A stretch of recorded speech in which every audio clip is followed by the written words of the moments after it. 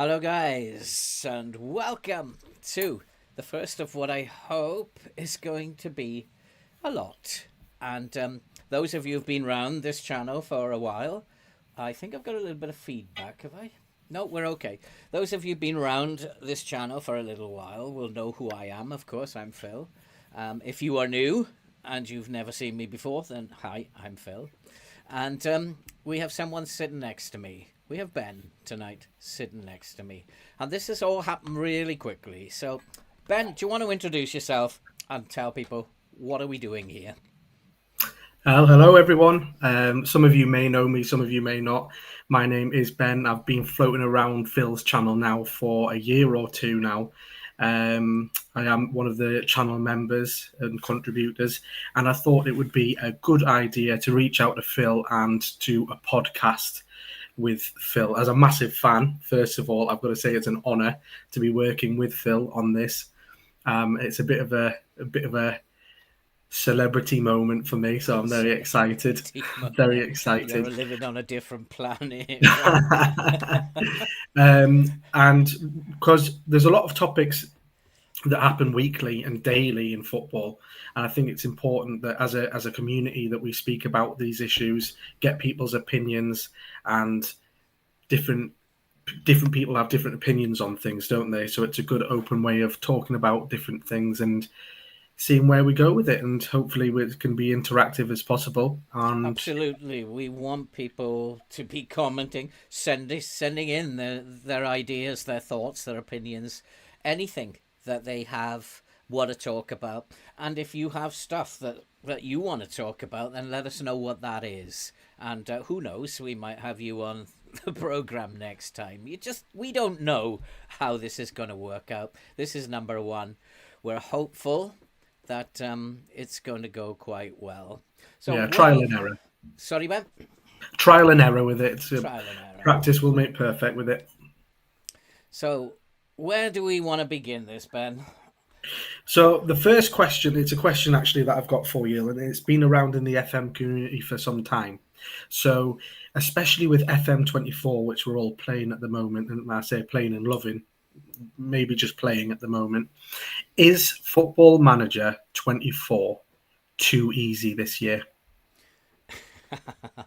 Okay, I knew you were going to answer that question, and I've known for a few days that you're going to answer that question. And it's like a multifaceted question. There's so many It is, yeah. edges to this one, but There I is. will I will start by saying let's go back a year to FM 23, and it was about 8 months in before I realized, oh my god, I've just worked out how to beat this game, and it took me 8 months.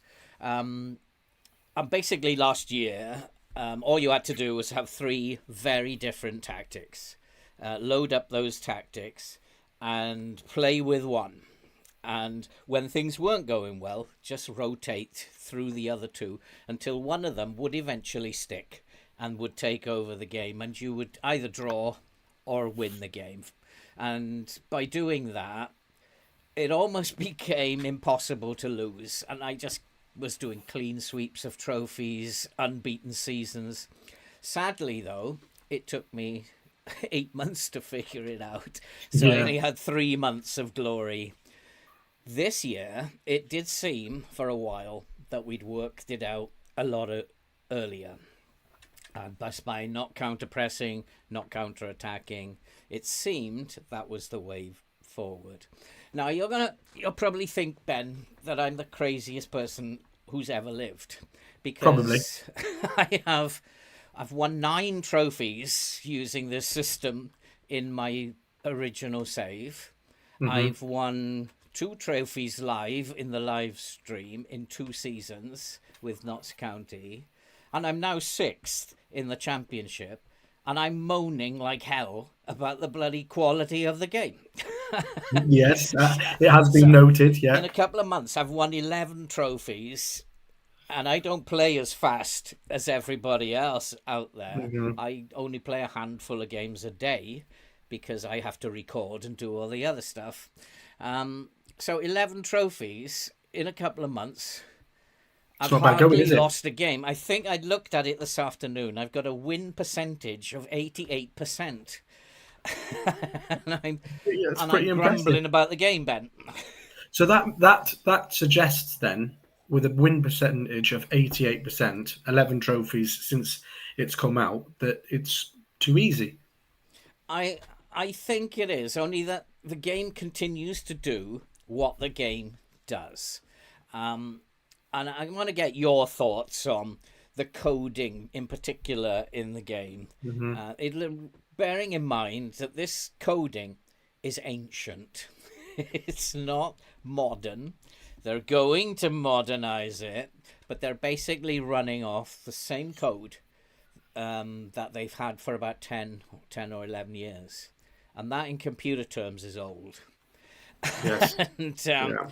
so I want to get your thoughts, Ben, on the coding in the game itself. So there has to be coding, doesn't there? Because obviously it's a game. So it needs to have programmed events based off maybe the numbers that are put in. So, like, for example, I'd imagine every tactic with certain roles and certain players with the attributes of the players factors into to an overall percentage maybe of what you're going to win potentially. So obviously the better players you have, the more effective tactic that you have compared to the AI will make you more successful.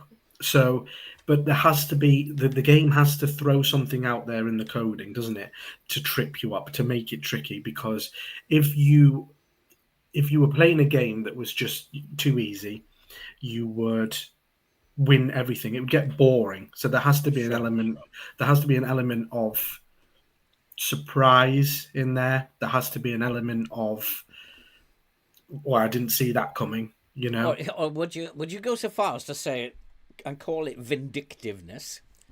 Because Yes, I I would. would. I would. Yes, I would, because it always seems to know where your weakest position is in the team. Yeah. So if you've got maybe one fit left back, guess who's getting injured next? You know, and that's that element of the game. That element of the game does make it tricky. So It's a bit like, for me, like looking at the game itself. And I spoke to somebody yesterday who said that he doesn't even play the highlights.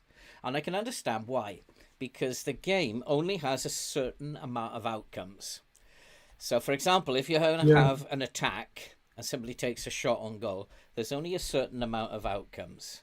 It either hits the bar, hits the post, goalkeeper right, saves it, goes over the bar, goes past yeah, the post, or goes in. There's only a limited amount of outcomes, and that's true in real life. But the fact is that we play hundreds of games every week, so these outcomes kind of like all get squashed into a very small time frame, and so therefore every game starts to look the same. yeah, And yeah. I It does. wonder, would that be the same in real life? Would every game start to look the same if we were seeing 100 a week? Possibly might. Yeah. I Because, mean, go on. yeah, but again, so the database, not sorry, not the database, the match engine that Football Manager is using as well. It's only programmed to show certain things, isn't it? Like you're saying, and that includes also tackles for penalties and stuff like that. I know that people get so frustrated with the amount of times that the crossbar's getting hit, the amount of penalties that are given away that don't look like penalties, but it's scripted in, it's coded in It's that on absolutely this coded in. that in this highlight it's going to be a penalty, but maybe the match engine can't replicate that as well as it could, and maybe that's something that we can get in Football Manager 2025. But it's annoying, and it does make it challenging. And but the ratio of highlights that the AI seems to have, they can have one chance and score it. You just know it will happen, Yeah, and this is you've my got to big maybe have thing. five. This is my big thing at the moment. I kind of rotate through big things, but this one is the one at the moment. Like, I can have, in the first half of a game, I can have 10 highlights Hmm. and score 2 goals. Fantastic. Second half syndrome kicks Yeah, in. They Yeah. have two highlights and they score twice. Like the ratio of highlights for me and the opposition is way out, and so I guess I'd like to see that addressed. Yes. But this is an aside, really. What we're seeing, it's not a reflection of how the game is actually playing out. The match engine is not the game graphics, and everybody knows that. The game graphics are just a sad replication, if you like, a bit of entertainment for the troops. Yeah. It's not what's Which is actually older. happening. Yeah. I play a very short, slow passing game, but the number of goals that I score with long balls over the top, it's Mm. just totally out of sync. Yeah. Um, it, Yeah. in fact, I should be very annoyed with my team for playing these long balls because we're programmed to play short passing. But the game can't show that. It can't show, hopefully, 25 with the new graphics Yeah. engine, then hopefully we might get something a little bit better. But until then, we have Yeah. what we have. Another issue that I would potentially have that makes the game a bit different, certainly to FM23, is I found that like the morale hit doesn't seem to be as hard for me. You could go on Football Manager 2023. It was all about momentum and morale. It seemed once you went on a winning streak, that was it. You could go a season undefeated. Yeah. However, you could also flip that round on its head, and you could lose a couple of games, and your players would just lose their heads, and it would be very difficult to pick them out of this pit. But it seems that in Football Manager 24, it's a lot more win, win, win, loss, win, win, loss, loss, win, win, loss, loss. It's a lot more random sometimes. Yeah. Although I am on a very long winning streak at the moment Yeah. with Sundowns, but then it's a very easy league, and I should be. I'll be upset if I wasn't winning titles down Yeah. there. And that's about experience. I've been playing this game for a long time. If I can't maneuver the South African Premier League, then I'm going to be in trouble.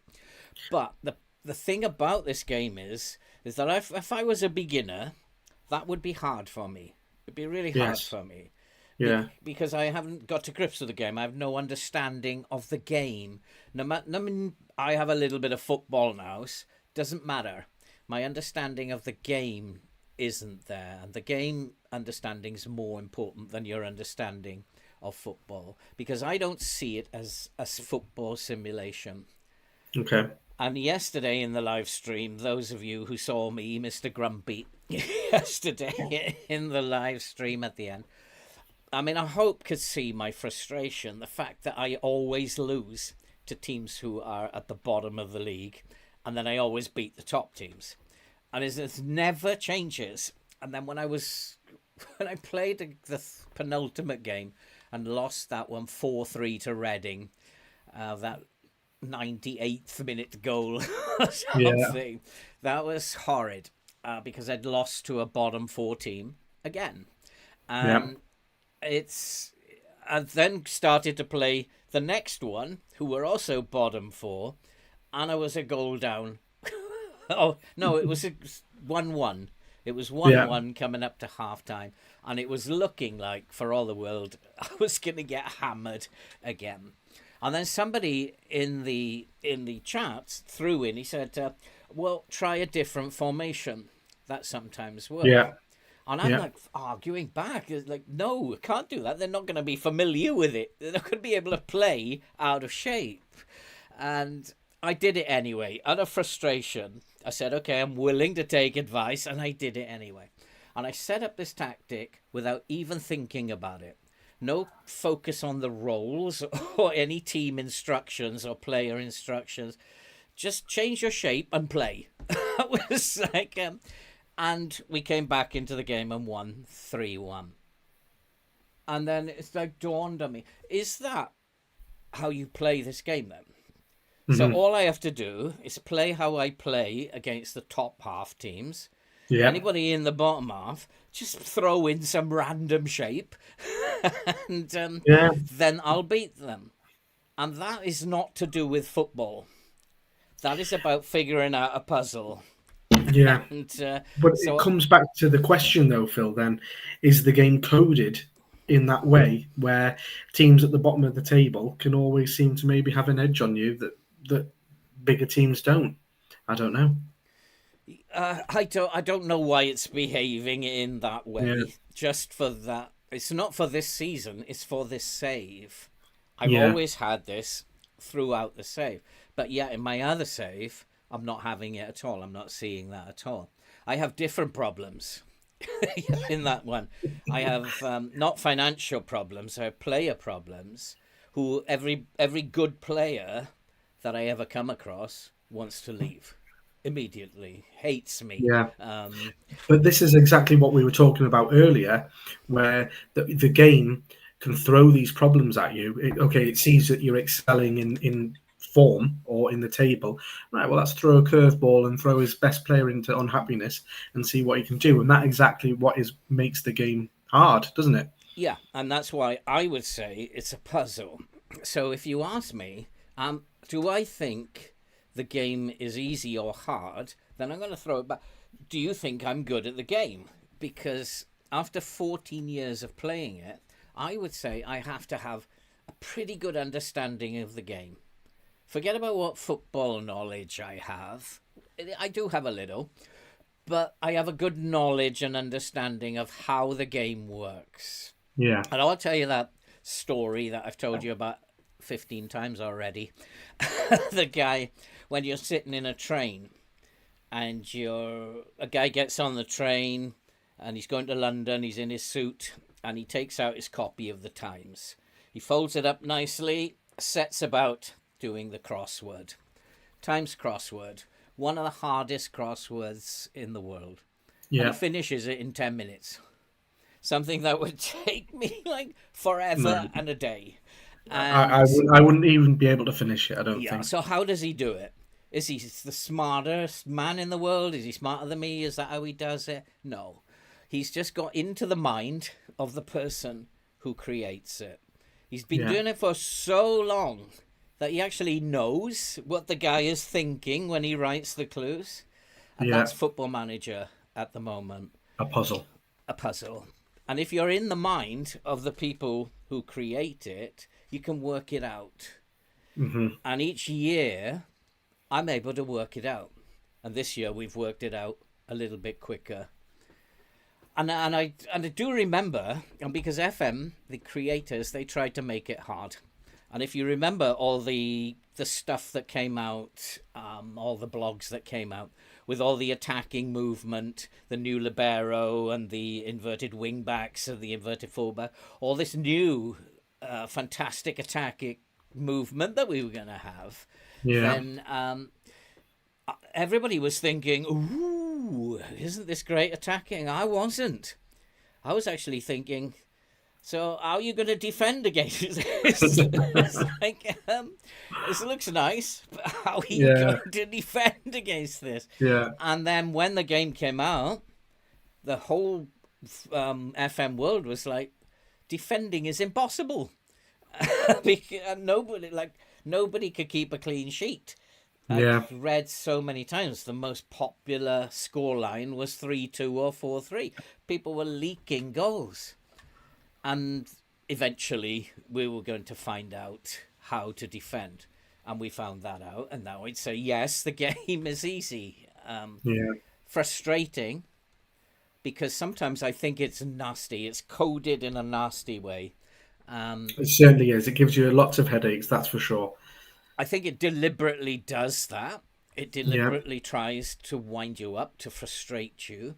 And the Yeah. reason is they're very clever, these guys, because if you get angry and you think about throwing your PC out the window, hopefully you'll never do it.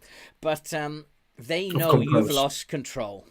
Once Yeah. you've lost control of any situation, you're vulnerable.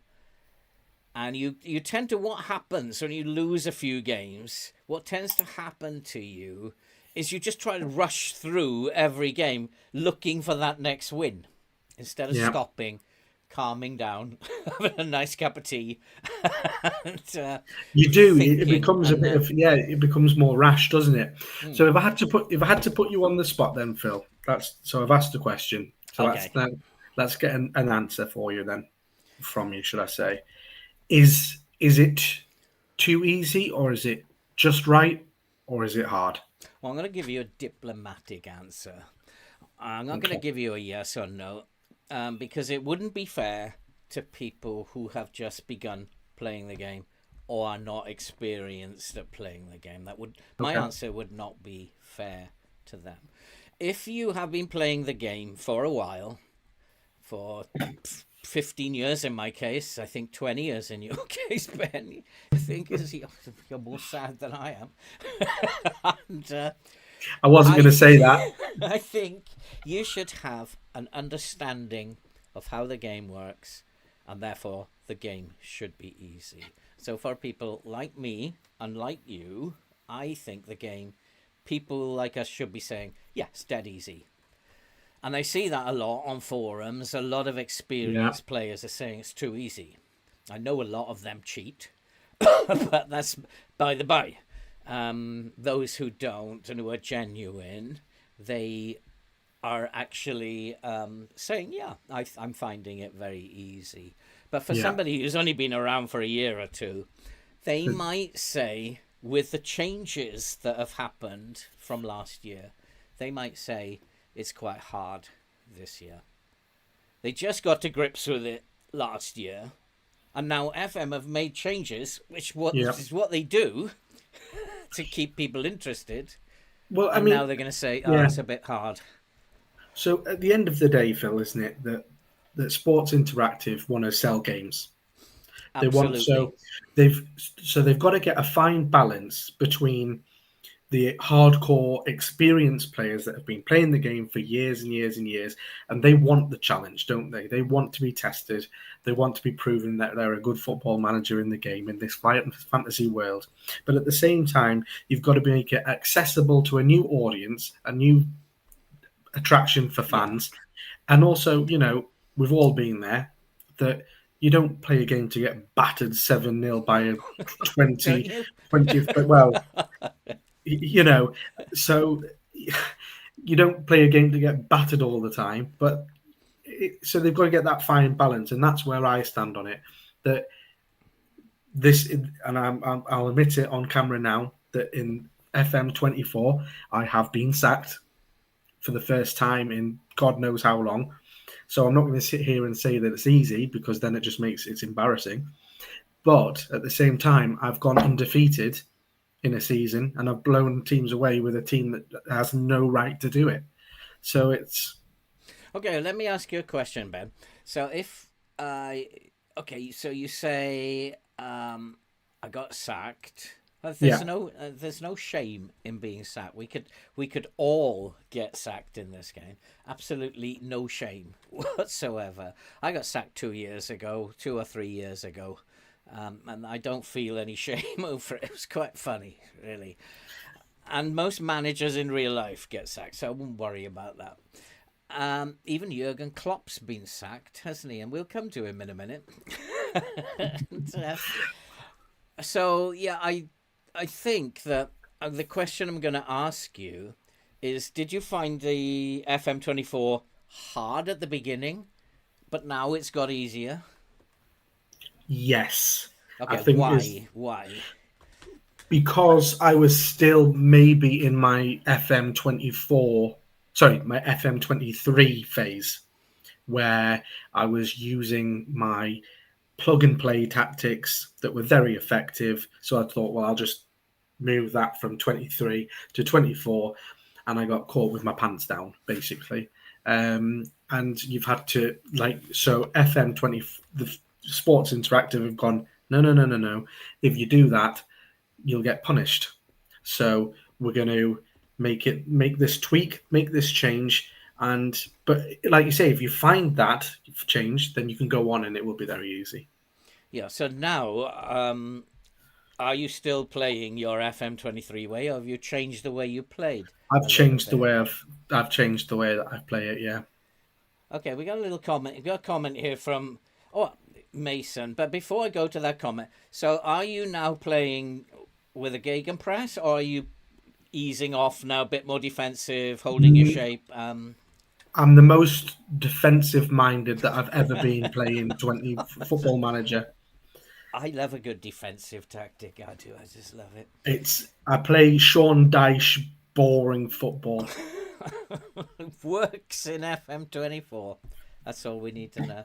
Okay, Mason, as I understand, 4-2-3-1 and 4-3-3 are common formations in real life, but it feels if you're ever struggling, you just revert to one of them with tiki-taka or gegenpress and you start to win again. Answer, Ben? So yeah, that was my previous way of playing all the time. It was tiki-taka, gegenpress. And certainly at the start of Football Manager 2024, I would find myself, because I'm a creature of habit, I always try and revert back to that tiki-taka gegenpress. And he's absolutely spot on where he says that you can get back to starting to win that that way. And sometimes if you do change it back from something, maybe, I don't know, maybe the AI is cottoned on to your way of playing for a certain time. I And mean, if you that is a can, big question in itself. Is it the is. AI that smart? Is it able to read what I'm doing? Well, Sports Interactive themselves said They on a say a lot diary, of things. they say that the AI is a lot more smarter with its transfers. They say it's a lot more smarter dealing with um, your tactics. So it'll set up. So Phil's doing, as Mason said, right, a 4-2-3-1. Evening, Ollie. So yeah, I'd like to think it's smart enough because we pay all this money for the game. I want We're to be, lying. I want to be tested a little bit. So I'd like to think it. But I think Mason's right where he says that you can revert it and you can get results, because we saw that on your live stream last night, didn't we? Where you changed the formation against Eventually. the team, and yes, and you did get the results. So But I mean, yes, that was something that didn't make sense to me. I don't want to defend SI with something that didn't make any sense to me. That actually made me angry. I didn't celebrate that. I was actually angry at the game that had happened and I'd yeah, won. I think I would have been preferred to lose and just be angry with the game. yeah. But to Well, I make mean, me even angrier. yeah. I think it will be interesting to see people's opinions on this. So if there are people in the chat that are following along, to Yeah, put in their opinions whether you think that FM's too easy, too hard this year, absolutely. and we'd love to hear it. Yeah, I mean, the more people who come in here, because at the moment, what me and Ben say is just an opinion. You may or may not agree. Oh But yeah, let we us could know be if you talking. think we're wrong. Then let us Yeah, know.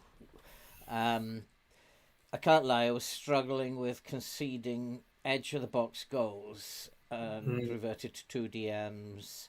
Now I can't stop winning. And you found something, that's great, because you found that's. something that works. But again, what Mason's maybe implying there is that he's gone a bit more defensively with his 2 DMs Yeah, and a lot more sound. That's what we seem to be finding this year on Football Manager 2024. That if you're more defensively solid, the AI just seemed to blow up a little bit. So, and that's where you can get good results. Maybe not against teams at the bottom of the table, which is another discussion to be had, because they just, you can be on a 20 season undefeated run, and then you play in the cup against Maidstone United, and you get Ipswiched. it switched, yeah. And that's interesting because I did. You sent me that set of stats from that game. I did go into a Facebook forum that afternoon, and lo and behold, what was in the group? Someone had got FM'd. So I actually posted the stats that you'd sent me, which were so near to the stats that he'd actually put as an example of being FM. I Yeah. just said So it does happen. Mason's just said in the comments there again. He says he's playing as Blackburn and he's lost to bottom two in the league as the only 2 losses of the season. It's a common. This is what we're finding. We're Yeah. finding it's a common thing, and it's just ridiculous. It's ridiculous. And that suggests that there's a coding thing. That Yeah. bottom of the league teams, which traditionally in FM are difficult to beat, if you're going to get FM'd, you're going to get FM'd by somebody in 21st or 22nd place. I mean, but I'm not sure about you, Phil. Did you find that happened in previous FMs as well? Well, Because it getting certainly did for FM'd me. or Yeah, losing to bottom teams. well, both, but mainly Um, getting FM'd against teams I'd have to at the go bottom of back the table. quite a while, because last year was extremely successful on the whole, and I don't really seem to get FM'd. I mean, you've been following the live stream. I don't get FM'd. I get beaten. Yeah. They're kind of even like games, but I don't get FM'd, and that's probably because I'm playing with this defensive tactic. Yeah, I 100%. Because if you're playing a very tick-attacker gegenpress, tactic, you're going to have a lot more shots on goal. You're going to have a lot more of the possession. So the AI are going to FM you, aren't they? If you're playing a lot more defensively solid, then it's not going to happen as much as it. So Jenka said, I found bottom teams are a problem for me last year too, but more so than this year. exactly. So how are you playing, Jenk? Are you playing with a gegenpress, counter-pressing, counter-attacking, or are you switching those off now, which is the way a lot of people are playing now? Leave off the counter-press, leave off the counter-attack. How are you playing, Jenk? Yeah, I mean, are we finding as well that, so obviously based off what people are saying in the chat already, is that we're finding that these bottom table teams are a problem for everyone. So it'd be interesting to see what people thought, Phil, about how to counter that. Has anyone got a tactic that they use against teams at the bottom of the table, or it'd be interesting to find out how, because I certainly haven't worked out how to do it. Jenks made an interesting point there about playing narrower, and a lot of the time, I mean, I can't see how you play, but you come along and you watch my live streams and you watch what I do and how I play, and very often I'm focused on my passing looks a bit off. The passes are not reaching and they're getting intercepted, and I'll go narrow. If I want to see a game out, I'm going to go narrow. I want to make sure that my passes actually make it to their target. So sit a little bit narrower, help them with their passing. And Jenks has just made that. So we're finding out that the lads in the chat here are basically saying that playing narrow with overlapping wing backs, as Mason's just said there, do you get results from that by changing up the tactics? If you do that, does that tend to help, or because it's look, we all want to get to the bottom, win. because it's starting to really annoy us. But that's another thing about. It's something that we can maybe go into detail a bit more on, about the tactics there. Yeah, I know, and sometimes I think it was Andy. I don't know where Andy is. He asked me earlier if that something about the stream. I don't know where he's got to. And he did make the point and called me Mr. Grumpy last night, which is a fair point. I called you Mr. Grumpy as well. Yeah, the two of you called me, which was a fair point. But and to be fair, I shouldn't be grumpy. I've won 2 league titles, first 2 seasons. I'm 6th in the championship. Who's going to be grumpy about that? But as a person who looks at the game and a person who tries to understand the match engine and how that comes out through the graphics engine and all that, when these things happen, it's more annoying to me than finishing bottom of the league. And that's a sad indictment of the amount of time that I've been playing this game, because now I can't just sit there and play the game and enjoy playing the game. I've got to analyze it. Why is that happening? And that shouldn't happen, and I tend to get lost in a bit of negativity sometimes. So sometimes I've just got to go back and get into the game again. Yeah. And from next time, we'll try and put all that aside and we'll just get back into the game again. But it's, if you've been around, you know yourself, Ben, if you've been around the game for a while, this is the kind of thing that you can get sucked into. It's not working, Yeah. it's broken. It's just interesting that we're seeing that people are having the same issues. It's nice that we're getting that sort of feedback. That Good evening, it's not Andy. We were just just us. mentioning you. Good evening. Good Yeah, evening. I mean, I think we're seeing similar things from the chat, from Mason and from Jank, and people trying to find ways not to play football, but to make it work for them, to beat the Yeah. game, which is Well, where I came in. Is this a game or a puzzle? Is it a simulation or a puzzle? I lean much more to the fact that it's a puzzle. You got to work it out. So I think the conclusion there, then, Phil, before we move on, is that Football Manager 24 is basically what we're saying is it's a relatively easy game if you've got the experience and you know how to counter the puzzle, as it were. the evil insides of the game. But the creators, Sports Interactive, always seem to throw in there something every year which annoys the hell out of the community. And what we're finding out this year is, based off what we're saying and what people are saying in the chat, that it's getting beaten by teams that have no right to beat you when you're beating teams that you have no right to beat. Yeah, that's really annoying me. So that's an interesting one. And more than that, that if we now go and play that very loose 4-3-3 against the bottom teams and start winning, then what we've done is broken the game, because we know how to beat the top teams, and then we'll know how to beat the bottom teams as well. Interesting. Let's move on to something else. While the chat leaves its comments on that, and I'll go through these later. I'm sure you will, Ben, and we'll pick up on these and try and answer some of this next time. Definitely. FA Cup was this week. I was going to ask you, were you aware that there was a Wolves player who received a red card in the FA Cup tie this weekend? Did you know that? A Wolves player got sent off? Player from Wolves got sent off. Did you know that? I missed that one. Did you know what shape card the red card was? No. He was sent off with a circle. The red card was a circle. Do you know why he was sent off with a red card that was a circle and not a rectangle? I'm so confused because I watched this game and I can't remember this. He was actually, I think it was João Pedro, was it? Got sent off. The heart-shaped Andy's off again.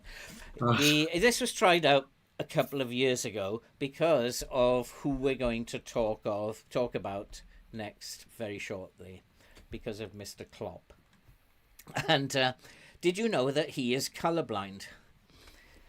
Jurgen Klopp? Jurgen Klopp is colorblind.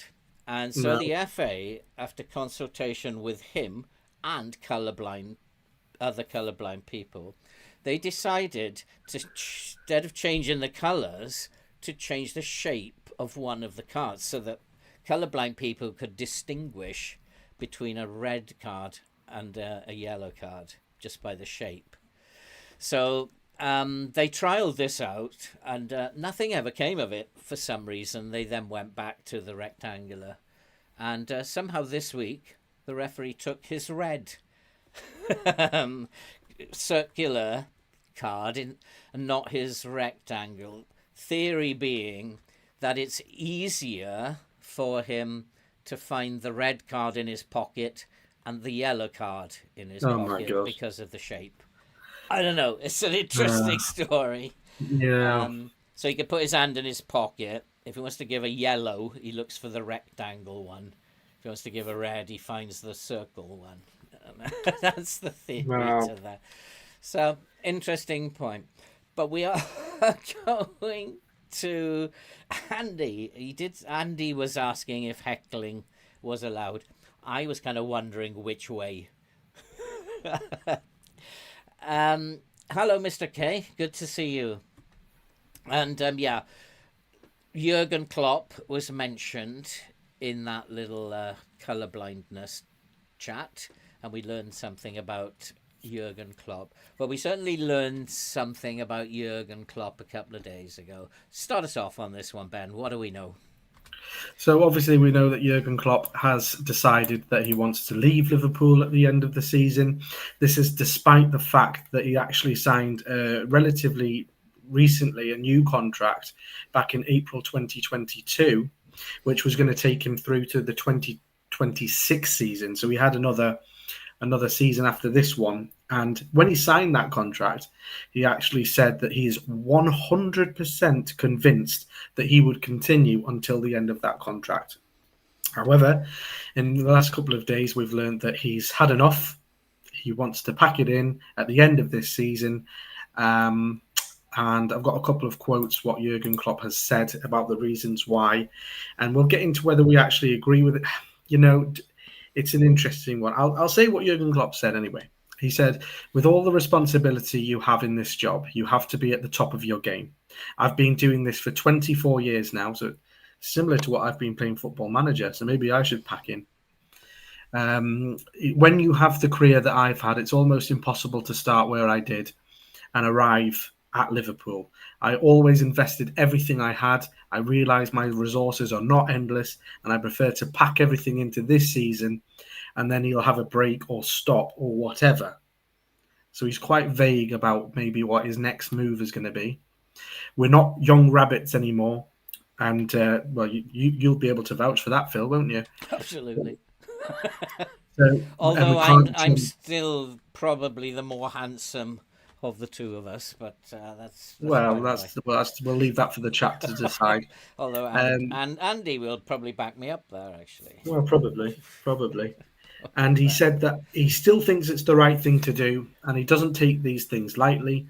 I'm convinced it's the right time, and I have no regrets, but I have a lot of special memories. How many years has he been at Liverpool, Ben? Have you got that So down there? he sat. Yeah, I've got that. So he first came back to Liverpool in 2020. Sorry, in 2015. 2015, he came from Borussia Dortmund, and since he's been at Liverpool, he has. Excuse me, I just knocked my phone over twice. He's won 6 trophies with Liverpool in that time, including the Premier League title back in 2020, and he won the Champions League also the year before in 2019. And also, he's won the FA Cup in 2021-2022 season, and he's won the Football League Cup in 2021-22 season, and he's become the runner-up. And he's also won the FA Cup Community Shield in 2022 and the UEFA Super Cup in 2019, along with the World Cup. Yeah, it's a pretty impressive record. I have a problem with football managers anyway. Jurgen Klopp hasn't won any trophies. Mo So, Salah has won trophies, and yeah. Virgil van Dijk has won trophies. Klopp hasn't won any. I'd kind of like to throw that into the works. I don't think managers really win trophies. So I'm just going to pick up on what Mr. K said in the chat there. He says it's obvious Klopp wants the German national job. And this was one of my first thoughts, actually, that, and I think I mentioned it to you, Phil, the other day as well, actually, that Jurgen Klopp, he just, I don't think he's, we were speaking about this, Phil, that obviously he's saying he's tired, and managing a national team is a lot more chilled out, isn't it? It's a lot more relaxed. You have to be, you can be lazy, but Until it gets to a tournament. until it gets to a tournament, of course, but you can whack in all of your energy straight into that, can't you? And I think Mr. K's spot on here. I think he does want the German job. So whether that's lined up, I don't know. I mean, I do remember after 25 years when Alex Ferguson left Manchester United, being a Manchester United fan, obviously devastating at that time. But Ferguson knew a year, maybe even more, before he left that he was going to leave, because he knew that it was coming to an end. That 25 years was ending. and he brought in Van Nistelrooy to win one more Premier League, and that was his hope, that bringing in Van Nistelrooy for just one more year would win one more Premier League, and it worked for him.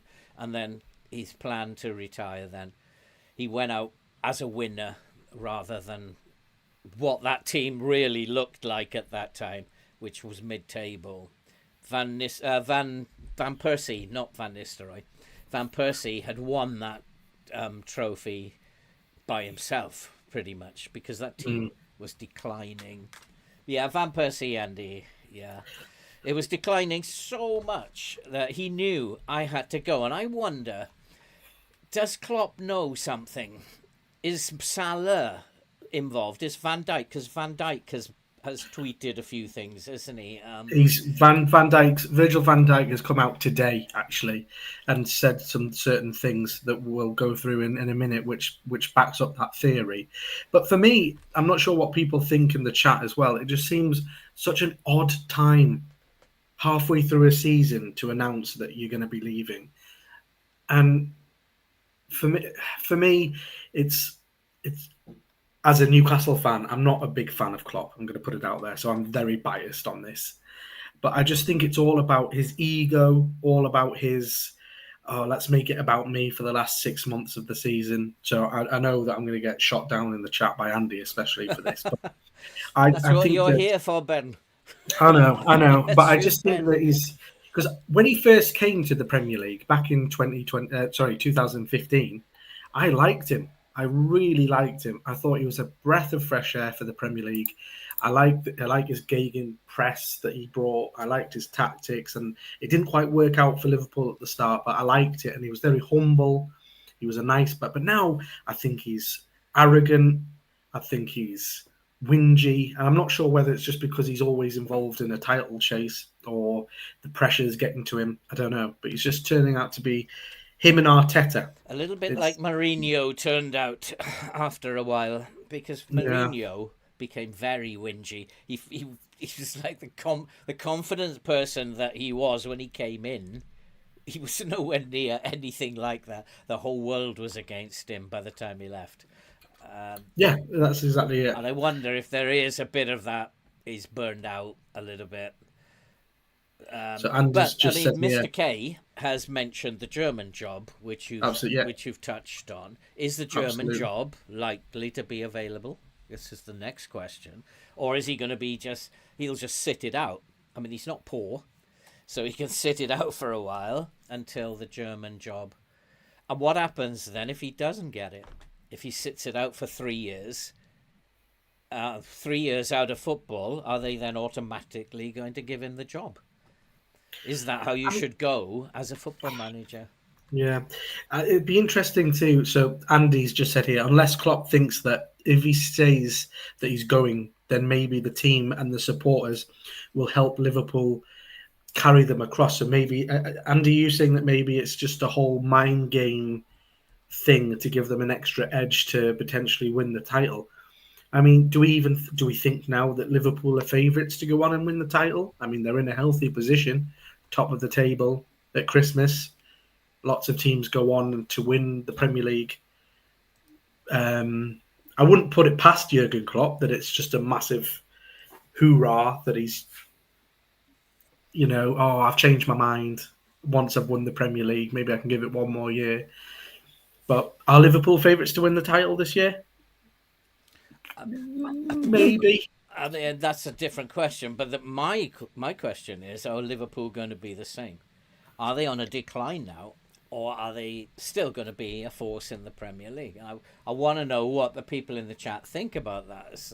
For me personally, if the rumours are true and Salah won't stay and Van Dijk possibly will be on the way. I mean, Klopp has already referred to the fact nobody's getting any younger and those boys want the money. So if they leave for the money, Liverpool are not going to be the same personnel-wise. But are they still going to be a force in the Premier League? Mr. K's just said that Klopp did put a lot into his role. Makes sense that he can't do it forever. all right, now Klopp is the number one support celebrity in Germany, so good luck to him. He deserves it, dragging 10th place Liverpool up. 10th place Liverpool. I mean, he has. I mean, we can go back, can't we, into his. I mean, people. There's some fans, there's some football fans out there that's saying that he's a flop at Liverpool, but Good evening, Johnny. Their argument is that he won the Premier League during that COVID season, so was it even not for me. I think you still got to put Jurgen Klopp as one of the greatest Premier League managers, I would say. Oh, that's a high praise from a Newcastle fan there. I know, and I'll never say it again. To be fair, Ben, as a Man United fan, and my belief that Alex Ferguson was the greatest ever. People are going to say rubbish. That's up to them, but and I accept they're going to say rubbish. But I don't think he's that far off Alex Ferguson. In all fairness, I don't. There are others. Arsene Wenger was probably in that group, and of course Pep and Eddie Howe. Who? Eddie Howe. Who does he play for? Newcastle manager. Oh, he's a manager, is he? Oh, yeah. Okay. Oh, the ex-Bournemouth lad. I remember doing Bournemouth on FM. I ousted him out of his job, mate. He was like, get out of there. Let a proper manager come in and do the job. Eddie Howe. I'm going to get a lot of stick now for that Eddie Howe comment. Eddie Howe. Yeah. Eddie Howe is nowhere near yet, Ben. In that group. I know. Andy's said as well that Liverpool have always had some frailties and stutter at times, and maybe his exit may gain an extra 10% out of everybody, and maybe it will. Absolutely, maybe it will. I think it certainly bolstered up Anfield's crowd at the weekend against Norwich to actually maybe sing one or two chants, which is unusual for them. So, it's yes, that was a little dig, but let's think about it. Like, are Liverpool going to win the league? Who says yes? How many people actually think Liverpool will win the league? I mean, I actually don't think. I mean, I think there are 5 teams still in it. It's Manchester City, Liverpool, Arsenal, Aston Villa, and Tottenham. And it will only take Aston Villa and Tottenham to win 3 games back to back, and they're right up there in the Champions League places. So I think there's 5 left, but there are 2 clear favourites for me, and that's Manchester City and Arsenal. So I'm just looking at the league table now. I'm sure everyone's aware, but Liverpool have played 21 games and they're on 48 points at the top. Man City have played 20 games, so they've got a game in hand over Liverpool, but they're on 43 points. So let's say that they win their game in hand, which they should. That will take them up to 46 points, which will put them 2 points behind Liverpool, if on all being fair. And I just think that Man City go into this robot mode. Yeah, where they just the season, don't they? Where they just crack out results. I still think that Man City are favourites. But have Arsenal learned enough from what happened last year? Because they're right up there, and they could, if they have a better run in than they did last year, they could still do it as well. Arsenal are not going to win the Premier League unless they invest heavily into a striker, because they just seem to. I don't know. They want to walk the ball into the net, and I just don't think they have. I don't think they have that. I mean, if you look at Liverpool, they've got Salah. If you look at Man City, they've got Haaland. If you look at those are the 2 main examples. But I would say even the likes of Aston Villa have Watkins, who's a proven goal scorer. Newcastle have got Isaac. I don't think Arsenal have that. I've got a guy called Macaulay Langstaff that they can buy from Notts County. Top quality striker. I don't know. I mean, teams have won the Premier League. Man City have won the Premier League with a false nine. Problem is, they haven't got very good false nines. Kai Havertz is not the He was greatest false useless. nine He's ever. useless. But But I still again, think that those two would be favourites. again, Andy's hitting the nail on the head here for Yeah, me. he So he's is. saying that City can play badly and win games. They go into. I mean, what wasn't it a couple of seasons ago? Or was it 2 seasons ago where Liverpool nearly went undefeated, but they still lost to Man City because Yeah. Man City went on that 20-game winning streak or something. They just go into this winning mentality where just nobody seems to get close to them. Yeah, Johnny's actually said Pep again. Roster just very deep. Just a deep squad. And And the youngsters that have coming on as well. I mean, yeah, they've got that Bob that's coming through. Rico Lewis. Rico Lewis, that Bob broke my heart at St James's Park when he scored that last minute winner. But that's what, that's what. I mean, oh God, I'm gonna bring up the tears now thinking about it. That using that Newcastle Man City game as an example. You know, Kevin De Bruyne came off the bench with 15 minutes to go. I think they were losing 2-1 at that point. 15 minutes to go. They turned the game on the head. And I don't think even Liverpool have got that to turn a game on its head like that. I don't know. Well, it'd be interesting to see I what mean, people think. I'd like to think. I mean, not that I like Liverpool specifically, but I'm not like Manchester United fans, the main fans who hate Liverpool. I generally just like football, which is why I can come on here and talk about anybody, even Newcastle, because I have no hate for anybody. But I don't think, as much as it would be nice for Klopp to win the Prem, like Ferguson did before he retired, I don't think it's going to happen. Oh, we're getting Blackadder quotes now in the chat. Bob that's a great show. That's so good. Bob, Bob, Bob. Bob. Great, great. But I mean, another point is that, like, there, for the first time in many years, now that you've brought Bob, I can't get that out of my head now. for the first time in many years, there are so many good young footballers playing first team football. And I quote Newcastle footballer, that Miley, super He's player. just signed a long-term contract with Newcastle today, Lewis Miley. So when we think about all these young players, it's like, okay, you can say Garnacho and Mainu. They're not great yet. They're young kids who are learning the game. They've been thrown in, but they're at least playing. And we haven't seen that for a long time. Loads of them in Man City who are coming through. We've mentioned Miley at Newcastle. There's a couple of boys at Arsenal coming through. We haven't seen that for many years. Well, I think it's going to be, and we get back to the point now about Liverpool. I think will Liverpool? I mean, the question is, will Liverpool be the same next season?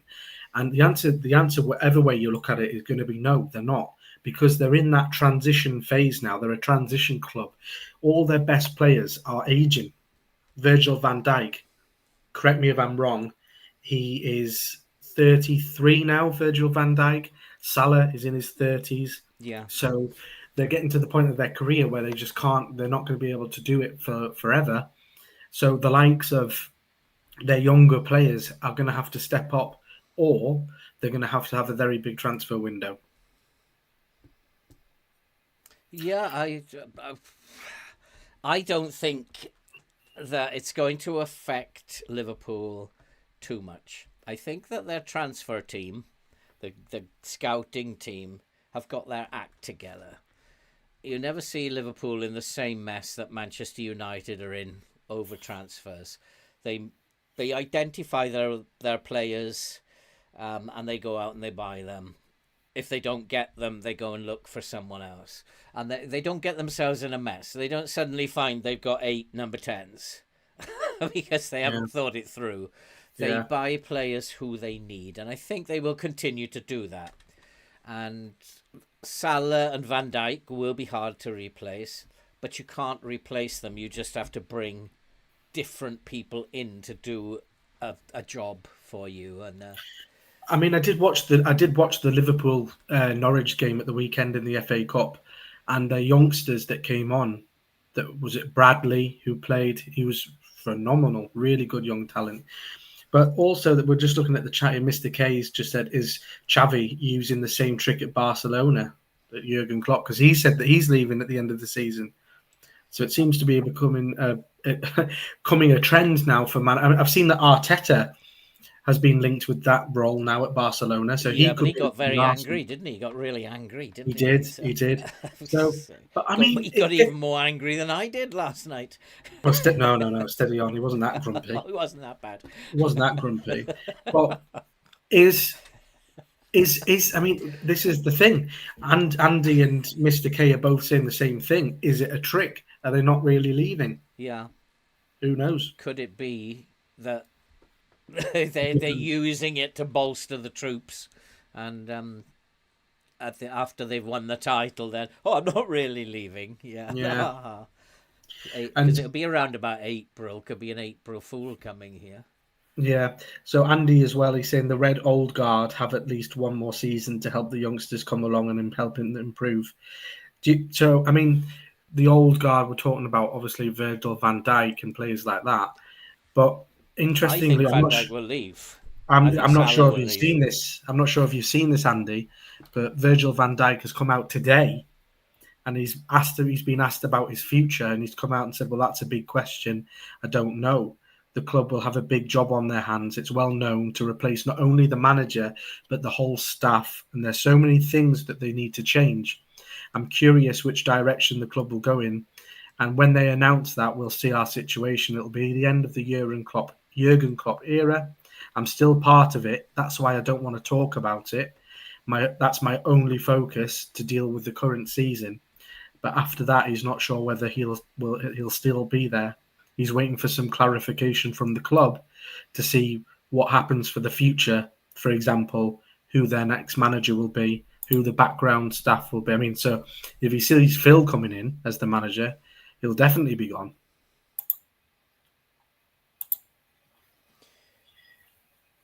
Ooh. Thinking about Premier League, there are fixtures, I believe, tomorrow and Wednesday. Are there? Any Yes. fixtures tomorrow? A couple of big games: Aston Villa, Newcastle, Yes. and the other one, Liverpool, Chelsea. Now you could say, Chelsea, rubbish, but that's always a big game. And Liverpool, Chelsea is always a big game.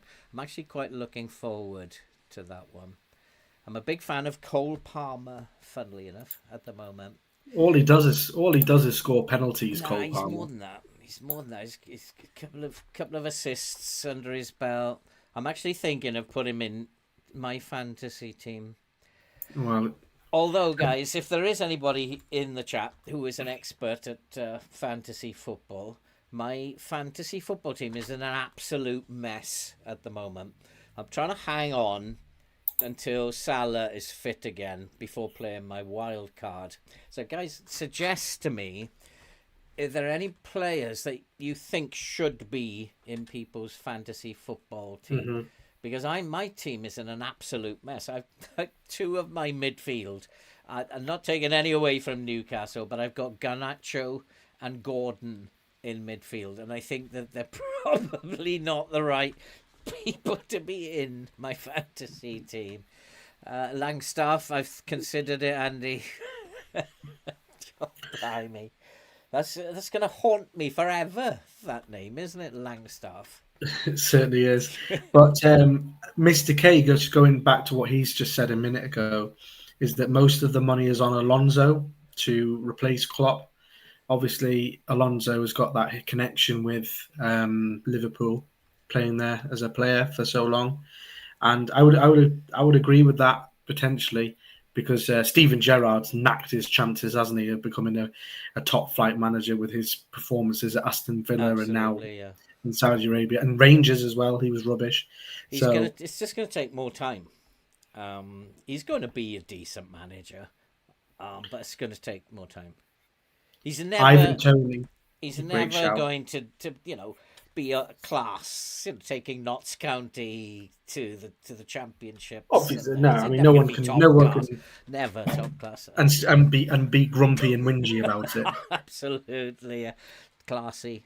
But the chat are all saying the same thing. We've got everyone saying that Ivan Toney is going to be Tony, a yeah, good player, and he is. it's a good shout, actually, isn't it? It breaks my heart about Ivan Toney because we let him go. Newcastle let him go Did under you? I didn't know Rafa. he played for Newcastle. He played for Newcastle as a youngster, and we let him go for next to nothing under Rafa Benitez. Interesting.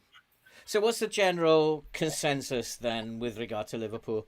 Are they going to be the same force after Klopp, or is it going to be a period of decline, which most teams will go through? What do you guys think? I think there will be a period short of decline while they rebuild from the top down, if you like. I think they got to replace the manager first, and then replace a few players who will leave. It's going to take a season or two. But I think Yeah, because so of their transfer policy and the way yeah, they conduct their transfers, it's not going to be a long drawn out thing like United are going through. absolutely 100%. Andy's saying that Alonso has the better footballing mind to Gerrard. Yeah. Absolutely. Alonso's a Spanish masterclass magician, and Gerrard's just a Scouse fool, isn't he? So, and also that Ivan Toney did indeed go to Northampton. I think that's who Newcastle sold him to, if I'm not correct. He went from Newcastle to Northampton, I believe. Johnny say that he agrees with me. They'll decline for sure, just like Ferguson. Well, let's hope that they get relegated. That'd be Well, that'd nice. be lovely, wouldn't it? That'd be absolutely That'd be nice. lovely. I think that. I mean, if they go through this transition period, then hopefully then Newcastle can take their place. That'd be nice. And whatever happened to Newcastle then? Because these Saudis came in with tons of money, and people were saying like Newcastle are going to be the great white hope of the next few years, and yet they haven't really signed anybody big name, as it were. What's happened to Newcastle there, Ben? So we are heavily restricted by financial fair play and the That's what fact it is. that financial fair play, so we can't sign places people without selling some first because there's that new rule that the Premier League have just brought in, which I think Nottingham Forest have fallen short of recently. That there has to be you have to sell a certain amount of players before you can buy a certain amount of players value wise. I haven't done my research into it, but basically we need to sell someone before we buy someone, and we were trying to flog off Almiron to Saudi Arabia, and he didn't work. So no, we've also been hammered by injuries this season, massively, You massively. can get criticised for saying, "Oh, it's not our fault. It's all down to injuries." And Don't get me wrong, everyone has injuries. I understand that, but it is quite a tough season with our injuries. And also, Sandro Tonali, who was one of our big signings from AC Milan, got a 12-month ban for gambling, which is what Ivan Toney had. what do you buy him for then if he was if he's back for Well, gambling? apparently, because we got him for a decent price for what people thought we should have, so they reckoned that AC Milan knew about his gambling problem. So they knew the ban was coming, so they sold him off to Newcastle. We bought him. Obviously, we didn't know anything about it, and he played 3 or 4 games for us, and then the investigation caught up with him, and he got a 12-month ban. So we spent 50 something million on him, and now we can't use him for 12 months. So he'll be available next season, Next beginning season, of yeah. next season. Yeah, Yeah. interesting. August. I Same think as Tony. August. Yeah. Exactly the same as Ivan Toney. He would have got a longer ban, but because he admitted to it, he got a lesser ban of 12 months because it could have been 2 years. Interesting. I mean, Tony is a good shout for my fantasy team. I haven't actually thought of that. And So Mr. K saying that Jose said that Alonso will become a good coach. So most professionals have known about Alonso's skills as a coach for a while. Well, if Jose Mourinho says it, then there it is. Well, he's There the it is. original Mr. Grumps. I learned it from him. He Jose is the Mourinho. he is the Grumps thing, yeah. The transition It's just period worked quickly this season with Henderson and Firmino leaving, and Slobberslai and Gravenberch coming in. Yeah, that's true, Andy. yeah. They did. I mean, they are Andy. It's They're true. very good at transfers. Liverpool. They're like Manchester City. Manchester City are also extremely efficient in their transfer policy. And I wish Manchester United could do exactly what they do. It's about knowing the team, where you're short, what kind of player you need to fill that, and then going and finding him. Forget about what else is happening. Identify what you need, and that's an FM thing. Like, you can be distracted in FM, as you know, as FM managers. There's all these players being thrown at you, and you're looking for a midfielder, and then suddenly this striker like Langstaff comes into your mailbox, and you think, I've got to have him. Got to have him, and you buy him. And now you haven't got enough money for your midfielder that you were looking for, and you got too many strikers. So it can happen. Mr. K's made a very good point again. He says that Newcastle haven't built up enough squad depth yet to be a top level team, so give it another year. And he's exactly so right, because our starting 11 is when everyone's fit is so good. I know, You start know, of the year, yeah, I thought they were going to so be good. right up there. We've got Alexander Isak up front. We've got Botman and all of these good players. We could beat anybody, and we've shown that we can beat anybody. But as soon as we get injuries, which we've had this season with the extra games of Champions League and things like that, we've got Matt Ritchie on the bench, Yeah. who's like 57. We've got Paul Dummett, who's been at the club for 12 years and is, Paul. I think they bring him in a wheelchair, don't they? They do, they do, He's they do. So yeah, but the problem is, Mr. K, that what Newcastle have is, again, we have this restriction with the financial fair play that, yes, we might be one of the richest clubs in the world now, but you can't just go out and improve that squad depth like Man City have, because guess what? The Premier League are going to come back and bite you and give you points deductions, which is exactly what's happened to Everton, potentially twice now. And also Nottingham Forest might fall short of it as well. So we've got to watch out for that. I don't write Tottenham off either. Nobody's talking about Tottenham in the race for the title. If it No, is I'm a not talking race, about them. I'm not but talking about them Tottenham, because like, they're so attacking. They could be playing like the 2-8 that we've just looked at recently. They are so attacking, and they're using those narrow wing backs so well. Pedro Porro is such a nuisance. have they been found out though? Not Because yet. everyone I seems don't to know think that. so yet, but they will I don't be. know. But he's just certainly going for it. He's got no fear. We attack. They score a lot of goals. So I wouldn't write Tottenham off at this early Well, I mean, stage. if we look at the table again for Tottenham, they are sitting fifth, but they've played 21 games, and they're on 40 points. So they're only 3 points behind Arsenal. They're 3 points behind Aston Villa, and they're 3 points behind Man City. And Man City do have the game in hand, but they are up there. But everyone still thinks the same. They're Spursy, they just throw it away. They have some point in the season, they'll go all Spursy and they'll throw it away. I mean, I do have a couple of Spurs players in my fantasy team. I got Pedro Porro, and I've got Richarlison. And Richarlison is doing really well this season. Oh, Mr. K actually in the chat, he's a Spurs fan. Oh, I didn't Ah, realise there he's a we Spurs fan. go. Yeah. I I mean, want them I to come think fifth. I think they're doing okay. I think they're in it as well as Aston That's Villa. that's an, that's an interesting take there. Mr. K saying that he wants them to finish fifth because he thinks the Champions League's a bit of a stretch. Yeah, I would mean, be. Yeah. I understand the thought process, but don't you just want to get to the Champions League and give it a go? I mean, if you get Champions League football, then you can attract better players. But I've also thought that in FM as well, Ben. I've actually thought I don't want to be in the top four. I'd like to get into the even once. I think it was with Burnley, the final season we did live with Burnley. I was actually saying I don't want to make it into the top four. I want to be in the what's the lower one? Conference Cup. Is Oh, it the Mickey Cyprus? Mouse one where Yeah. you're playing in Azerbaijan and All that Turkmenistan. sort of nonsense. Yeah. But you've got a chance of winning that.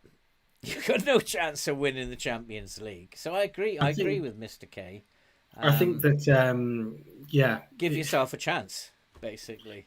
But then the argument of that is that is the Europa Conference League trophy, is it a bit of a Mickey Mouse? Is it a bit of a Mickey Mouse tournament? Like, yeah, it's silverware, but Well, it's live is on it? TV. Is it? Yeah.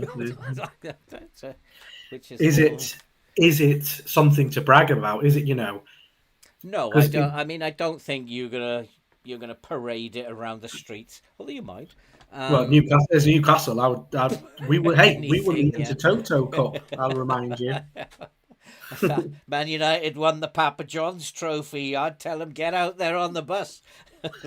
So in this chat alone right now, okay. So we've got a Newcastle fan, a Man United fan, a Liverpool fan, a Spurs Spurs fan. fan, and who else have we got in there? That would be interesting to announce yourselves as who you Oh, we do have a support. Man United badge in there. Jerry. We have a Man United badge there. So Jerry, are you playing FM as well? Do you follow FM? Do you play FM 24? And you're live on TV, Phil? Am I? Am I? Is that the police again, Andy? Have you seen this man? Looking for a criminal with one eye. Yeah. Crime Watch. Tell him to use both. We'll find him quicker. Oh, Johnny, you're a Chelsea fan, are you? Johnny's a Chelsea fan. Well, speaking about Chelsea, then, I mean, what a disaster it's been for Chelsea the last couple of seasons, isn't it? Who would be a Chelsea Spending fan, eh? spending nearly £1 billion and getting what have you got to show for it? Be interesting. They're who the people they bought. It's hard to actually think of them. Like the only one I can think of is Jackson. Next week, Ben, can you put super glue on? He's having a go at me tonight. I think I think it suits you. They do suit you. oh boy. I've got terrible feedback in my ears, Andy. I get to hear this twice. I don't know whether that's a good thing. It's that good. It's that good that you get to hear it twice. Yeah. Oh, Gladbach. German American. Interesting. Because I haven't followed the German league this year as much as I normally do. Well, Xavi Alonso is top of the table, isn't he? With Busher Leverkusen. Get my words out. Supporting Spurs because they're underdogs. Okay, that's a good reason. It's why when I was 5 years old, I started supporting Manchester United because all my friends supported Liverpool, and I just was going to be different. And we were going to take the other one. If you wanted to be different, Phil, you could have supported like Luton or someone. Okay, good lord. There were only when I was 5 years old, Ben. There were only two teams on offer: Liverpool and Man United. You couldn't do anything else. You'd be beaten up. It was okay to have either of them, but you'd be hammered. The only good player to come out of that billion spent at Chelsea is Cole Palmer. So we've got another Cole Palmer fan in the chat, that's for sure. And Leverkusen are playing some quality, fast-flowing football. They absolutely are. They're absolutely there, and it's actually nice to see that a different team other than Bayern Munich are actually potentially going to win the title. My biggest problem with German football and French football and Italian football to a degree is that you always, well, maybe not Italian football, Scottish football.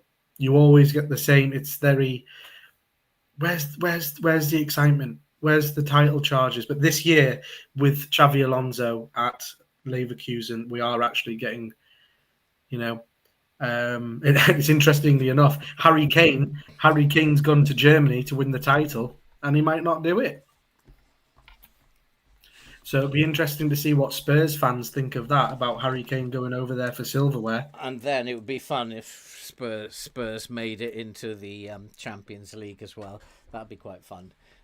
Yeah, I mean, I think again, I want to hear what Spurs fans think of this, but I thought it was probably the right move for Harry Kane to move away from the club I mean, because he's getting on a bit now, isn't he? And he was never really going to win a trophy. I mean, don't come at me, Spurs fans, but I don't think he was going to win a trophy at Spurs in his career. I don't think it was going to happen.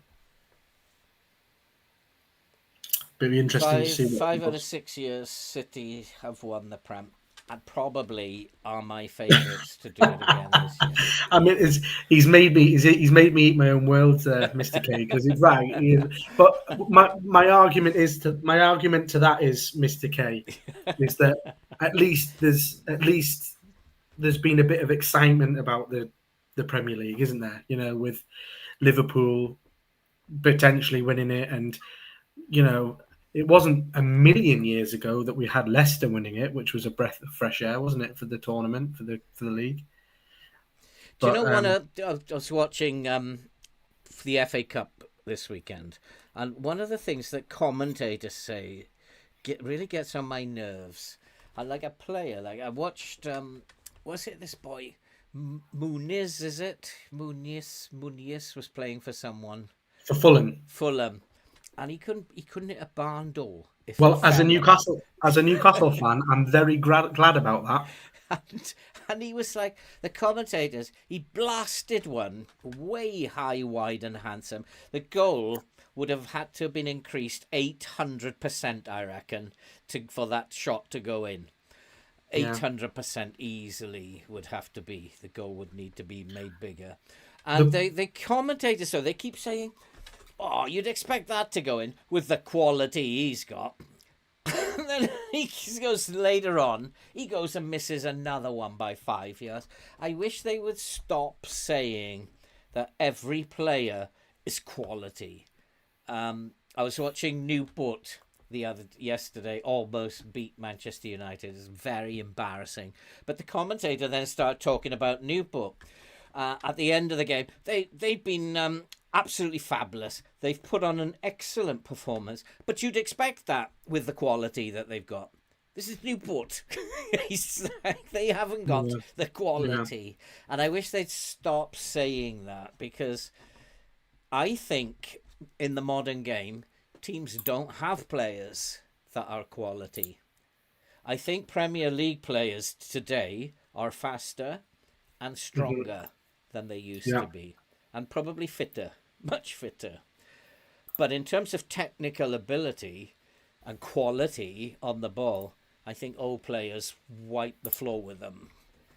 I'm thinking particularly like George Best, and even players like Dennis Law, strikers like Dennis Law. I can think of Ferguson playing for Everton. He's going back many years, and their technical ability is far greater than the modern day players. I don't know. I'm going to throw that out there and put a target on my back. And what do you think? Do you think I'm right? Well, the chat are making some good points that, well, Mr. K's actually decided to back me up now instead. And he said that no one can guarantee that they're going to win a Premier League game, and that's absolutely right. You can see it's not unconceivable that a team like Luton can beat Man City, because they could, and I think that's the excitement. It is without a doubt the best league in the world, isn't it? The Premier League. Well, it is, because anything could happen, and we go into every weekend or every game week, and you can't predict who's going to win each game. You can't. Well, no, because I haven't won the Super Six yet with $250,000. I try to do it every week. In fact, when I first started YouTube, I used to upload videos where I try and predict the scores, and I was rubbish, absolute rubbish at doing it. I've just got some breaking news coming through actually regarding Manchester United. It's Man United have released a statement regarding Marcus Rashford. Oh, God. What's he done now? Marcus Rashford has taken responsibilities for his actions This has been dealt with internal disciplinary matter, which is now closed, and Rashford has returned to training and available for selection. This was about his clubbing antics, where he was caught nightclubbing a few days before the game against, was it this game, the FA Cup, Newport County? Was it this one? I didn't know anything about it. I knew he obviously wasn't starting Well, against he Newport. called in sick, didn't he? He pulled a sickie, basically, Sick saying that after clubbing. he wasn't very well. Well, generally you're not. No, From but he's been out. experience. He got caught clubbing the night before, I think, and then he rang up the club and said that he was ill, but he wasn't ill. He was hungover. Yeah, But Andy will tell you, Ben. Every time he goes out clubbing, he's not well, and the next day he takes a yeah, sick. well, he's no He'll tell you spring himself. chicken. But this again, this brings up a whole nother conversation about Man United. They've got too many bad eggs in that squad. And Yeah. like if you look at Marcus Rashford, let's take Marcus Rashford as an example for this, because all season he's just got a new bumper deal, hasn't he? Last season or the season before, he's on top money, and this season he just couldn't be bothered. He just cannot be bothered. He doesn't track back. He doesn't help out his defenders. He's got no end products, and he's absolutely garbage. And apart from that, Ben, somebody actually said to me yesterday, what he really wish. I mean, I hope I can get this for Christmas, is that the Manchester United wide players would actually run down the wing and cross it once. Just try it out. I thought, I mean, I know it was only Newport County, but I thought Luke Shaw had a good game at the weekend, Yeah, it getting was good those to have crosses him in. back. I think Luke Shaw's a great player. What's worrying is that they gave away 2 goals again when they were 2-0 up and coasting. And suddenly we're into panic again. And Well, we've got an interesting comment in the chat here from Mr. K again, saying that there's only one bad egg at United, and that's the management. and that's changed, but it's too early to say whether it's going to have any effect. The Glazers, of course, have come in for huge. Well, I mean, that's a whole different ball game, isn't it? The ownership of the club, which has been an absolute disgrace.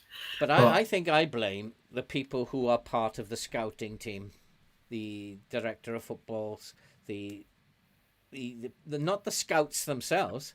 They're finding players. I mean, what they do is go and find out who are Manchester City watching, and then go and make a bid for them. Yeah. So the scouts know what they're doing. But I blame like that second middle tier, the director of football and his cronies. For me, look, I don't watch Man United every week like most people do. You know, I've got my own eggs to fry. But what I will say about Man United, looking from the outside in, is of course the ownership's rotten from the top. The management has been questionable from Eric Ten Hag in making these decisions, and he seems to let. But the players have got to take some responsibility for their actions on the pitch. You know, they've got to. And the likes of Marcus Rashford, Bruno Fernandes, is he a captain? Not for me. Not for me, because he goes missing far too often. And as a captain, you want your captain to pull it together. So I understand that Mr. K is saying there that there's the one bag egg, which is the management, but the players have got to take responsibility as well. And Marcus Rashford is a prime example of that. Yeah, but I also go along with Jerry that get a proper recruitment team in place, and every single one of us knows you can't just go and buy all the number 10s out there because you can't make your mind up which one you want. You've got to identify what do you need and buy that player, not be diverted by somebody Arsenal are thinking of signing. Oh, well, we got to go and buy him then. We can't let Arsenal have him. And that's what happened with Ronaldo. City set us up an absolute treat. City just announced they were interested in Ronaldo when they weren't, and forced Manchester United to spend money on bringing Ronaldo back. We don't have to buy the players that other teams say they're interested in. So Mr. K again, he said, "You're right. United used to get players that would fight for the shirt and respect it. Yeah, Far too many players that think they're too good for their own boots." And that's exactly right. I could name about 5 to 10 players that play for United that don't fight for the shirt. They don't. They don't. absolutely agree They with don't fight. him. I mean, and again, Andy's saying that Fernandez has a terrible attitude unless he's the star player. And when there's an incident on the pitch, he's the captain, right? So arguably, he's the only one that's allowed to speak to the referee. And he goes up to the referee and he's in the referee's face and he's crying and he's whinging. What example does that set? What example does that set to the rest of the players? He's not a captain. He's a whingy, poor attitude player, which is Andy's touched upon. But you can just list. I mean, Eric Ten Hag said that Ronaldo was the bad egg. I'll get my You teeth back trying in. those teeth out for someone, Ben? Yeah, hold on. Let me just get some coffee. He said that Ronaldo was the bad egg. There we go. He said that Sancho was the bad egg. He says, and now he's got this issue with Marcus Rashford. And someone said in the chat earlier, Mr. K, this is the third time that Rashford has had clashes with Ten Hag. And Andy mentioned on it earlier, Alex Ferguson would never let that happen. He would never have discontent from his players, and that's where Man United are going wrong. Yeah, I mean, Ten Hag, he's not Ferguson, and I was happier when Solskjaer was there. I really was, yeah. Really, and they've been through one manager after another since Solskjaer, and all right, Solskjaer wasn't the greatest manager in the world, but the players liked him. They supported him. I don't think they respected him as a great manager, but they were behind him. He actually played for the club when he was in charge, and I don't think that has happened since Solskjaer. I mean, there's been a ton of managers. David Moyes. There was what's the Dutch guy? Big fat Dutch guy. What's his name? Oh, Van Haag, not Van Haag. Oh my God, Van something. Yeah, the big fat Dutch guy. I can. And then there was him. Mourinho. There's been a ton of managers coming and going, and none of Van them. Gaal? Was it Van Gaal? Was that his name? Was it Van Gaal? Van Gaal. Yeah, oh my God. Yeah, that's it. Van Van Gaal. Gaal. Yeah, so there've Van been a Gaal. ton of managers, one after the other, all who've lasted maximum of 2 years, and none of them have commanded the respect of the dressing room. Until we get a manager in who's going to do that, and maybe it's going to need someone strong, really strong, like Ferguson was. Start throwing things around. And I thought Jose Mourinho was a strong-willed manager, but he seemed to have the same problem as well. yeah, he couldn't actually. There was some bad eggs in that team that he was managing. But this is the point. This is the point that I keep coming back to, and this is where I think the real rotten core of the club is the players, because whoever seems to come in, the players just, they're on top money. They think they're all this. They're the modern day Premier League player. Yeah. Oh, I'm too good. I know this. I can do that.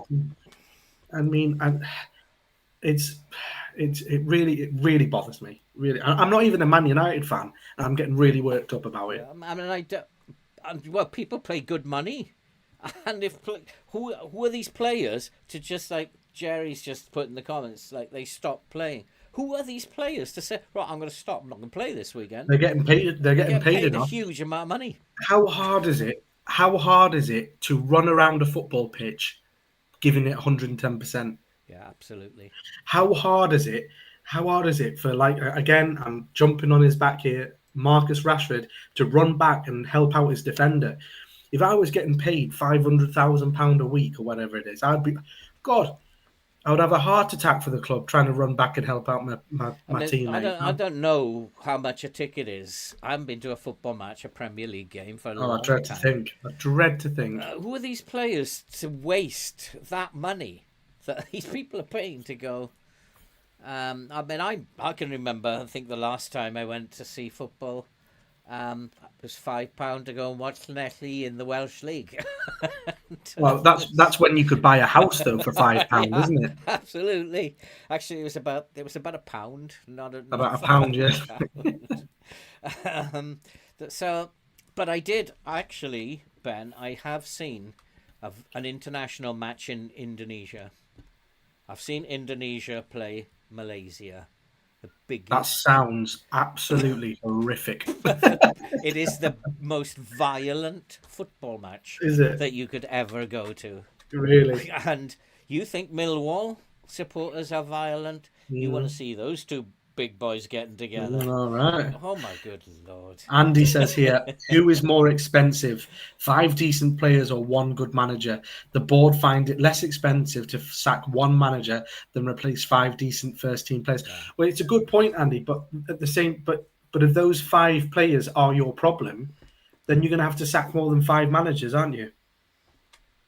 Because you'll just get the Stephen same. has raised a really good part. Going to the question that's on the screen at the moment: will Liverpool be the same next season? We've kind of got dragged I think away we're too from it. busy talking about Man United. And then Stephen has actually said, I think it'll be hard for Liverpool to play the same way with a new manager. And I agree with him, but I don't think that, Stephen, that they're going to go into a long period of decline. I think the way their scouting, their recruitment team is set up, I think that it'll take them a year, maybe 2, but they'll be back quite quickly. And I Yeah. think they'll replace Klopp with another good manager who knows what he's doing. I think it'll Sam be a great. Allardyce. I think it Sam Allardyce, Steve Bruce, get Steve Bruce in. Daesh Yeah, for Liverpool. if they change the way that players are paid, so maybe the manager gets the most, it might change a thing or two. That Mr. K said. Well, I, for me, I mean that's never going to happen, is it? Because players are always going to get more and more money. I think honestly, the Premier League should look at getting a price cap for players' wages because it's just getting silly. It's just getting silly now with how much people are on. Like Kevin De Bruyne, I believe, is on nearly £1 million a week, something like that. So they're never going to pay a manager £1 million a week, are they? It would be nice. I think I'd suggest it to the board at Notts County. Yeah, yeah. With our manager's worth £1 million. I mean, so Pep Guardiola is probably the best manager in the world right now. Put it out there. I don't know. The chat might disagree, but I don't know how much Pep Guardiola's on. Be He interesting probably to can see. afford to have a car, a taxi, not the bus. Probably. I, d- I think managers are on too much. I think players are on way too much. I agree. And I think if you can reduce that, bring that down to a reasonable level, and get them playing for the money that they get, I think the game will be better. They shouldn't have to earn £300,000 to go and play for Liverpool, go and play for Manchester United, go and play for Newcastle. It shouldn't be that way. It's No. just, it's everyone's dream when they're growing up. And what happened to that dream? Why did that dream turn sour? And if you don't give me a pay rise, I'm not playing. What Yeah, happened it's to the just. dream? But the thing is that the game has allowed players to get that power, don't they? And this is the problem. The game's allowing players to demand. Well, if you don't pay me £200,000 a week, I'll go to Liverpool, who will pay me £250,000 a week. Well, I'll go to Man City, and they'll pay me £300,000 a week. It's just madness. But in all fairness, though, the Premier League is still the best entertainment in the footballing world, and that's why Yeah, it goes all yeah, around the I world. agree. I agree. But yeah, I So, agree with Andy. Agents fuel this greed. Ever since agents got bigger and bigger, they've Jerry, is fueled that this. is that Pep Guardiola that you're talking about? 19.7 mil a year. Blimey. I think that's Pep Guardiola that he's talking about. I'm not sure. So that's over £1 million a month. It's like huge So amount there of you go. money. Agents fuel the players' greed also. Absolutely. Absolutely. Agents are Yeah. part of the problem because they get the agent fee, don't they, that we all know about on Football Manager. And that I don't like paying. Even on Football Manager, I'm stingy with paying agents' fees. Oh boy. It's taken quite a few years, but everyone has to admit that Pepper's actually a great manager. I Too absolutely many, agree. too Absolutely many agree. myths that he's only good because of his squad. A bunch of players doesn't mean they're a team. Absolutely. His Yeah, man absolutely. management skills are as good as Ferguson's were. There's no denying that having a good squad helps, but I think Pep could succeed in most places that he went to. But again, it Yeah, goes it's back to that Pep Guardiola would never allow the situation at Man United. And I keep getting sucked back into this Man United argument, but um, Pep Guardiola wouldn't allow players to take over like that with the prima donna sort of you're not bigger than the club, and every player that plays for Man City gives 110%, don't they? because that's his man management skills. And there's so Pep many Guardiola so many also other is that, managers that don't have that ability to deal with people, and not just people, prima donnas. They're very difficult to deal with. It's a good point made here as well. If they capped players' wages to below a manager's, the players would have to seriously think about where they wanted to play and why. That's a good point. It Yeah. is a good point. I mean, and loyalty used to play a big part in the old days. You played for one club in the old days. In fact, it was like a scandal if you wanted to get like transferred. I remember Trevor Francis leaving Birmingham. It was like a scandal that somebody wanted to leave. What is going Hmm. on here? Yeah. Players like never would leave Liverpool or Manchester United. Sacrilege. But now they'll go anywhere that pays them more money. That loyalty is gone, I think. Yeah, that's it. I think that there's no loyalty in football because it's just greed, isn't it? It's just greed. And Jerry said that, like Pep said, if you don't want to play, knock on my door and tell me you don't want to go, and I won't stand in your way. Yeah. So Yeah, tell me if I you want to don't want go. to be at the club, if you don't want to be at the club, then you're not going to be at the club. Yeah, and you won't play either No, and until you you're won't. gone. Yeah.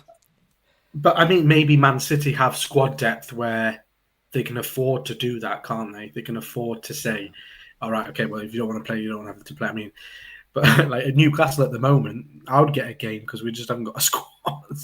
I'm just thinking that, Mr. K. What would the agents do? There'd be like a riot, wouldn't there? Jesus. Oh my God. Out of a job. Well, so they should be. As Ben said, I don't even like paying them on FM. No, I don't. They're just Even what did they do? Make a few phone calls? yeah, go to a No, meeting or two, say no. I Um, think I think players should just represent themselves. Just be easier. Get rid but of that's it. I'm going actually, to start. they used to, didn't they? Well, But that's the why problem. agents came along because players Yeah, thought they were getting ripped off because they yeah. weren't the Well, they most probably were. intelligent species. Yeah, I was literally just about to say Yeah. that you can imagine a footballer walking into a negotiation room and going, "Can I have 2 carrots, please?" Like, Yeah. Oh, give yeah, me meat pie at half time. Don't forget that, mate. yeah. Ben, we've been going for an hour and 45 we have, minutes. we Shall we call have. it a night for tonight? Absolutely, yeah. Um, I need to. I've run out of coffee yeah, actually. I need to get a tea. And then can we hang about after the stream just for 2 minutes? Oh, I'm getting held back for detention. Oh Yeah, no. little bit of homework. And no, I, I've enjoyed myself here, Ben, It's and I been just great. want to It's go been over great. it and see what we think. It's the first one. Yeah. Be good to see how many of the chat come back next Yeah. Well, time. yeah. Um, Let us know. Let us know how you thought it went. I mean, to be honest with you, towards the end. It's got very interactive with you all yeah, guys. we started Stephen, slow. Jerry, Mr. K, Andy. You've all been contributing, and this is exactly what we wanted, isn't Yeah, it? We wanted the absolutely. interaction. So So, and Cenk as the other well, thing guys. is, guys, is Thanks to so let much. us know somewhere if there's anything you want us to have a look at, research, talk about, because this is about, it's not just about us. We want to find out shit as well and bring Yeah, new stuff to the table. So any ideas you got, boys, whether it be FM, whether it be the real world of football, whether it be football fantasy, anything you want to talk about in the footy world, um, we'll get together and we'll talk about it. thanks, Cenk. Thanks, Mr. K. Yeah, thanks for that, guys, and thanks for it being interactive. I've loved it. I've just had a really good time. Wags. Wags. Wags. Wags. Um, you I'll used to put do my this kind of podcast, did you? Oh, if we need experience, we know where to turn to. Yeah, and but this is the thing as well. We actually would like to get maybe a couple of you on. Would be nice to maybe speak to a Absolutely, couple yeah. of you and speak to you, and you can get your voices heard as well. And that would be even more fun, especially in the early days when we're not going to be that popular. We can get people on, and I'm going to say have a threesome, but have a three or a foursome. I mean, I could put. I forget. I could put as many boxes Hey, on this screen as it needs. It's, what you get up to in your spare time, Phil, is up to us. oh boy. But yeah, I mean, let us know if you've got something to talk about. We'll come on the show. And, yes, Andy, come on the show and we'll talk about it. And I know. So if anyone wants to come on and have a foursome, that's a pay-per-view. Oh, it's a bit cold for naked streaming. So I'm keeping my shirt on. Absolutely. Anyway, on that note, before we get banned from YouTube, yeah, end on a high. we'll bid you all farewell. Thank you, Ben. I've had an absolute Yeah, fabulous time. I I've think really enjoyed it, and swingers only. I think I think this could be good. I think if we can get more topics in, we're gonna have some fun. And yeah, I mean, just one last thing quickly before we go. Like we say, we want it to be as interactive as possible. We want to talk about what you guys want to talk about. So maybe if Phil can put up a community yeah, tab with a possible absolutely. topic list of things that we can go to, me and Phil will have our little mothers meeting that we'll have to discuss which ones that we can talk about, and no mention about the pants. That How about yeah. you? You can only see the top half here. I was going to say, Cenk, he's not wearing any pants already. You can His get away shoulders with open. murder down the bottom. Thanks, Andy. Thanks, Thank you, Andy. Andy, and thank you all, guys. We've had 97 people altogether come through the doors.